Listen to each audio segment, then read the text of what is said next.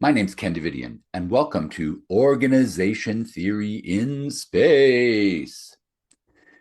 In this season, we're going to be covering every chapter in the Oxford Handbook of Organizational Change and Innovation, second edition, edited by Marshall Scott Poole and Andy Van de Ven.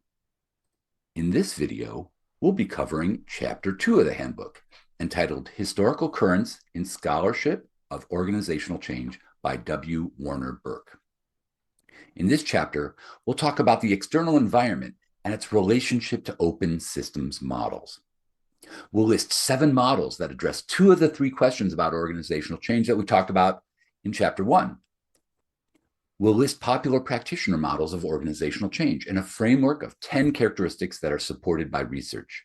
To wrap up, we'll talk about the importance of organizational history when undergoing change, and we'll talk about the linkages between organizational change and leadership. So, to get started, it turns out that the external environment is very important, not only because it's complex and dynamic, but it turns out that it is a major reason that organizations change in the first place. For example, organizations look outside their boundaries for capital, technologies, and their workforce, among other things. Back in the mid-1950s, organizational researchers began drawing analogies with the biological sciences and developed the open systems model of the organization, characterized by the steps of taking in inputs from the external environment, processing them in some way, shown here as throughput, creating outputs that go to the external environment, which then reacts by providing feedback to the input process. Effectively, the importance of the external environment requires that accurate modeling of organizations be based on the model of open systems. So, over time, researchers proposed models that attempted to respond to 2 questions of organizational change, namely, what should be changed and how should it be changed? There are 6 models here, and I'll just read them off. But I'll show schematics of each model very quickly as I name them.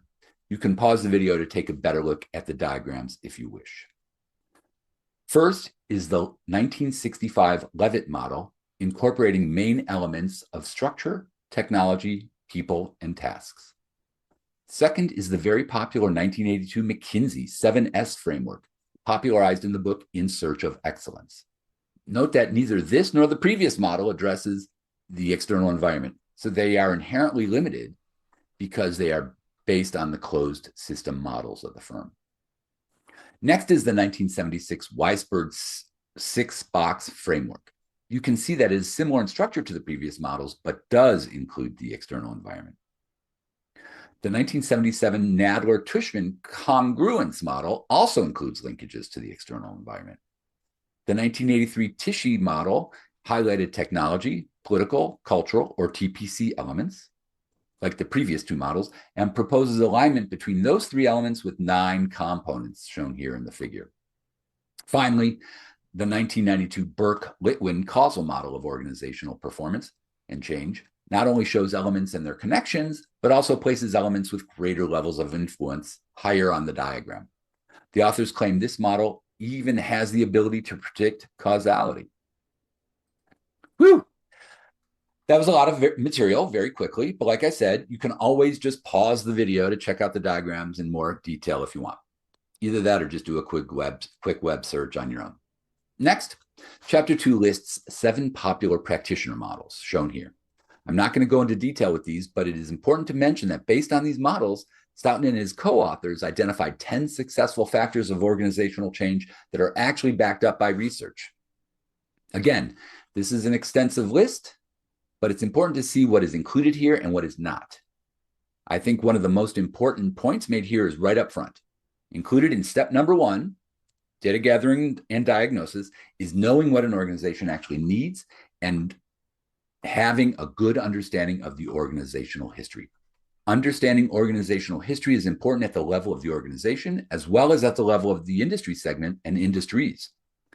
One element that is not supported by research falls into step 5, mobilize energy for change.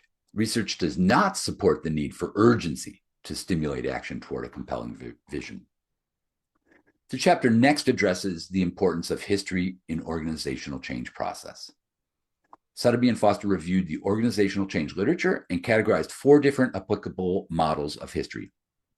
The first is history as fact, where history is a series of objective elements that limit the options for organizational change and result in organizational inertia or cultural lock-in. The second model is history as power. In this model, organizational change is executed through a major jolt with the intention of consolidating power of individuals or groups. The third model is history as sense-making that increases the amount of interpretation and subjectivity of historical events. And finally, there's history as rhetoric, which is basic retelling of history that is highly subjective and sometimes with very little basis in historical fact. Lastly, the chapter closes by covering the understudied area of how leadership applies to organizational change. There are 2 leadership forms, strategic choice and leadership style. Leaders can impact the outcomes of their work unit or organization, and they can also influence the change recipients themselves. These elements can serve as an important piece of an integrative model of leadership as applied to the processes and outcomes of organizational change.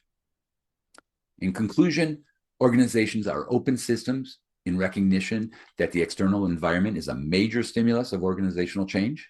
Integrated models address both the what and how questions of change. Practitioner models assume a top-down change, ignore the organizational history, emphasize the importance of empowerment and learning, and the value of feedback. The chapter offers 10 evidence-based principles of change management, highlights the importance of organizational history, and helps identify important relationships between organizational change and leadership. Thank you for watching, and please consider subscribing to the YouTube channel Impossible Research so you can get notifications of new videos as they become available. OT in Space was produced by IRL, which stands for Impossible Research LLC. IRL conducts process research on the topics of innovation and industry emergence within the space sector context. IRL also offers services of organization theory consulting, research consulting, and STEAM outreach. This video is intended for educational purposes only.